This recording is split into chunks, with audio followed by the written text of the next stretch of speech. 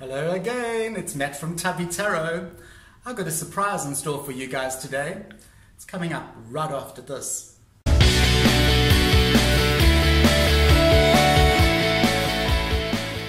Right, here we go. I have a big surprise in store for you guys today.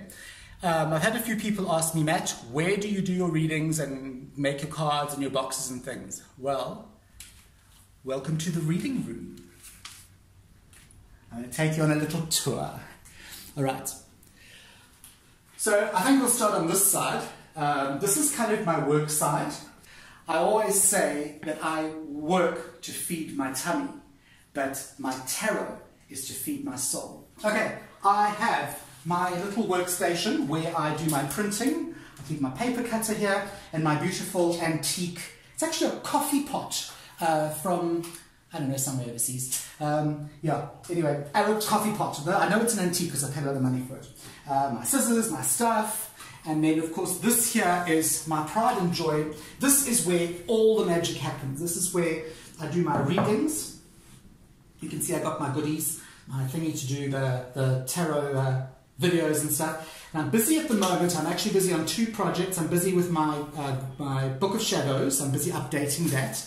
And then I'm busy doing my fiance and I are working on a oracle deck that we are putting together. So I'm just doing all the coloring and he's putting the book together and the actual words on the card. So there's a little sneak peek of what you can expect there. I just want to show you guys the chair that my clients sit in when they come to do a reading, when I do a reading for them. This chair is actually very old. It was my great-grandmother's chair when she was an elderly lady. She used to sit on this chair on her porch. So this chair's got great sentimental value for me. I have had it recovered, obviously, and that's not real leather, please. It's pleather, it's fake leather. But this chair is probably the oldest thing that I have in my house. In the corner over here, I call this my inspiration table.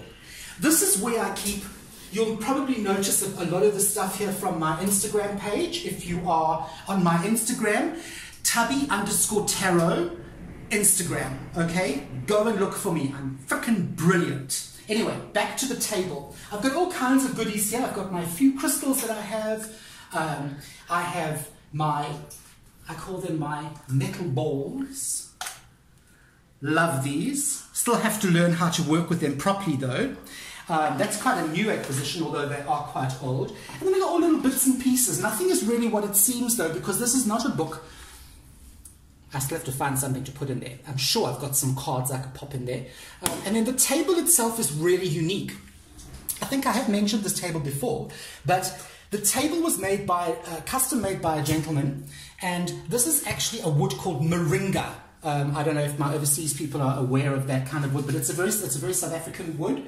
And the table has got this big cutout in the middle, and that's where I've laid all my little stones and my crystals and my sort of stones, so that they're not in boxes, so I can actually see them and be absolutely inspired by them.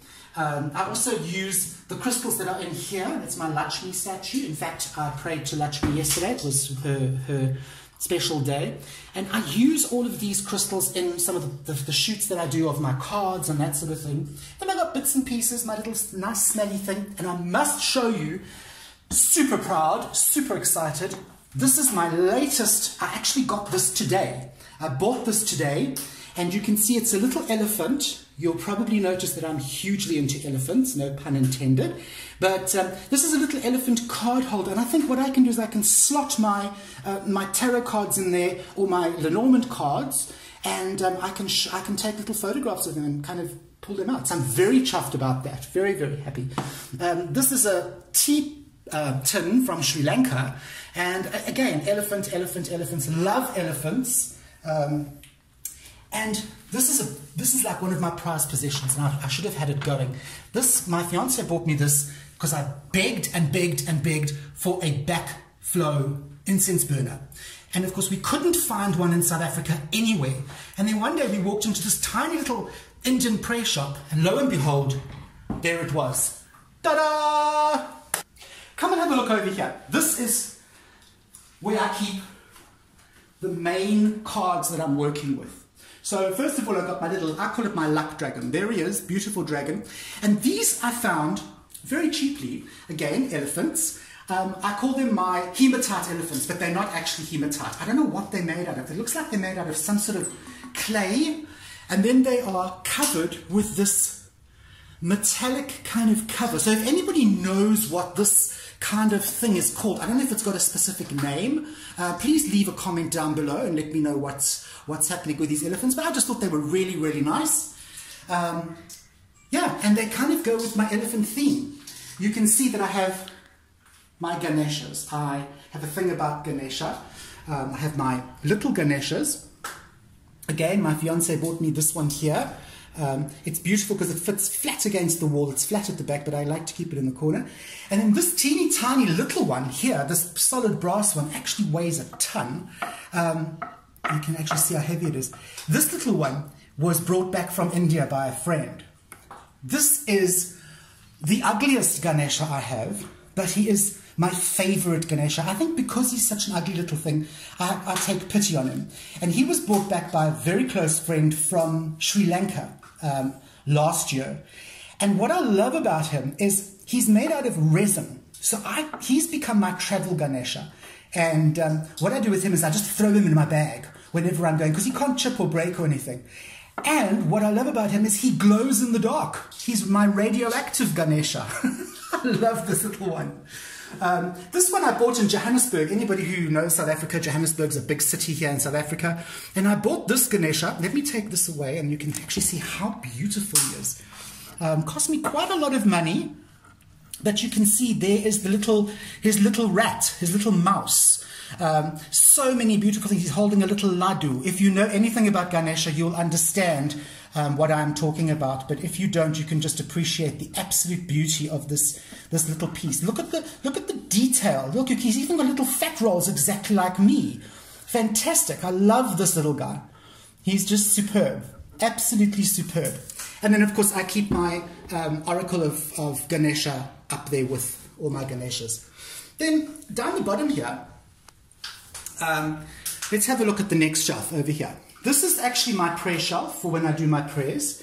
I have a Ganesha, but I don't often pray to Ganesha. I actually pray to Shiva, which I'll show you in just a few minutes. But I have all my little prayer things. I've got my incense. I've got my special rose quartz.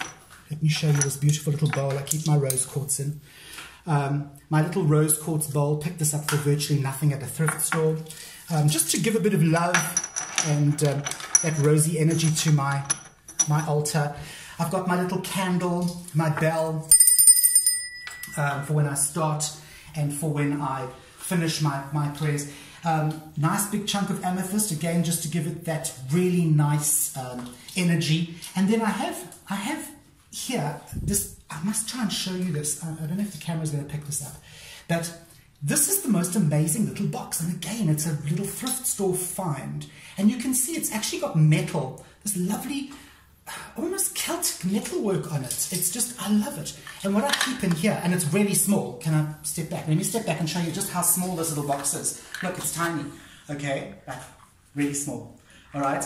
And what I do with this is I actually keep all my little incense cones in there, because I like to burn incense cones when I do my prayers, as you can see, There's the incense cone. So I keep my incense and it stays on my altar shelf right there. This is where I put all my old matchsticks and things from lighting the incense, and then once a week I just clear it. And then, these are my chakra stones. So these are all the stones that I use when I'm doing a chakra balancing or a chakra cleanse. And these also, they stay on my altar. So this is what you guys have all been waiting for, I'm sure. These are the next few shelves, are all my card decks, the decks that I'm working with at the moment. And as I said to you in a previous video, I work with all my decks. So we have the decks in rotation, love all my decks. And what I like to do is, if decks come in, I'm just going to bring this one up here. If decks come in a box like this, a little tuck box, we call these little cardboard boxes tuck boxes. And they are very flimsy, and although they're very pretty, they're very flimsy, and I really don't like keeping my cards in these. Cards in South Africa are very, very expensive. So what I like to do is, unless the cards come in something like this, nice sturdy box, what I like to do is I like to make my own boxes for my cards. So you can see here, this was a terrible box that the fairy, the Wisdom of the Wild Fairies came in. Terrible box. I took the oracle cards out and I just bought this funny little cardboard box, and I popped them in there, and I just stuck some fairy pictures in there. These are nice because they come in these wonderful sturdy boxes.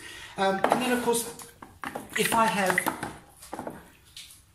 anything that doesn't really fit into a box, I have these little organza bags that I just pop them in. These are my Blue Owl Lenormand cards. And yeah, I tend to keep little things like that. If I'm out and about, I tend to have a look for other boxes. So, for instance, this box here.